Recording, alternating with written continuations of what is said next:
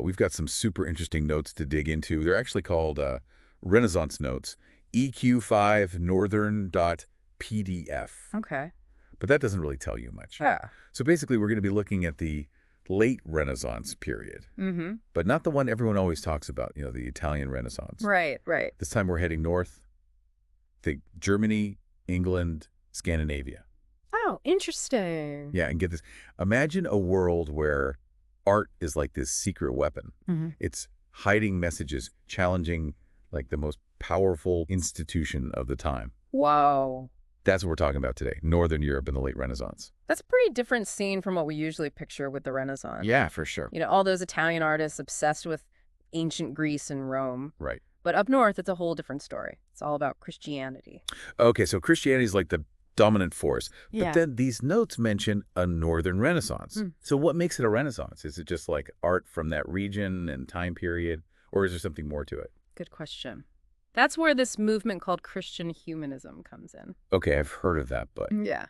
explain. So these guys were deeply religious, no doubt about that, but they also weren't afraid to question the church, especially all the corruption they saw going on. So they're like reformers from within. Exactly. They wanted to change the church for the better. That's pretty bold. Yeah. Especially back then. Oh, absolutely. And what's so fascinating is how they chose to express these ideas. How so? Through art. They used paintings and sculptures not just to show their faith, but to challenge the status quo. Wow, so artists become like revolutionaries. This is getting good. Tell me more about these artists. Okay, so let's talk about Albrecht Dürer for a second. Okay. His engravings are unbelievable, so detailed and intricate. He tackles a lot of biblical themes, but he doesn't shy away from human emotion. You see suffering pain in his works. And some scholars think this reflects what people were going through back then. Like what? Well, the constant fear of plague, all the upheaval and change. It was a pretty anxious time. So he's weaving in these deeper, almost like hidden messages. Yeah, it's like he's having a conversation with the viewer through his art, not just telling a story. Right, right. That's So cool.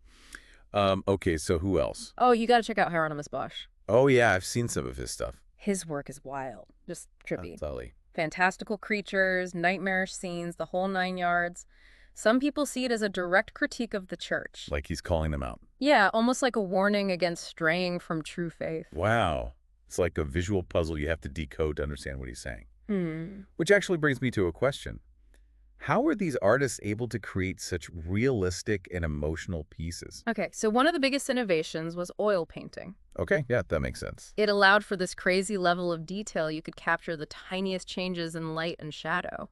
Wow. Take Jan van Eyck, for instance. In his paintings, you can practically feel the texture of fabric, the smoothness of skin. It's that real. And it's not just about being realistic, right? It's about drawing the viewer into the scene. You got it.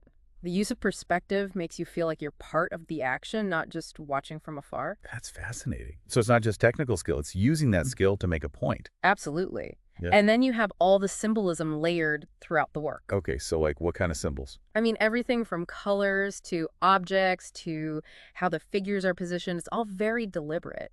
And often these elements carry multiple meanings. Give me an example.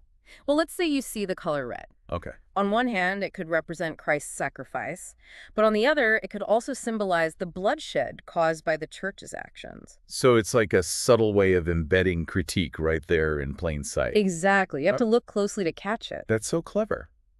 So to sum all this up, the Northern Renaissance was this time of intense religious devotion. Yes. But also a time of questioning and a desire for change. Yeah, definitely. And artists were right at the heart of it all, using their art to express both faith and dissent. You nailed it. And, it really makes you think. If art had the power to challenge the church back then, what kind of power does it hold today? I mean, are we missing hidden messages in contemporary art? Something to consider, don't you think? Absolutely. Food for thought, for sure.